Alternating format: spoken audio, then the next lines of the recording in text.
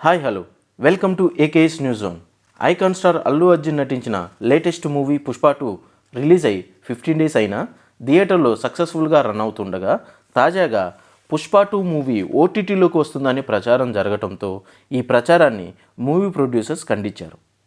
పుష్ప 2 చిత్రం ఇప్పట్లో ఓటీటీలోకి వచ్చే అవకాశం లేదని, 56 రోజుల తర్వాతే ఓటీటీలోకి వస్తుందని మూవీ ప్రొడ్యూసర్స్ అన్నారు.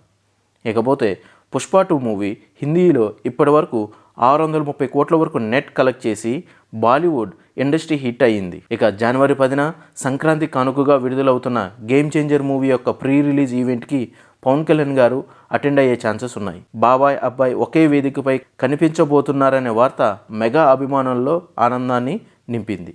ఇక రామ్ చరణ్ సంబంధించి ఇండియాలోనే బిగ్గెస్ట్ కటౌట్ని లాంచ్ చేసేందుకు అభిమానులు సిద్ధమయ్యారు.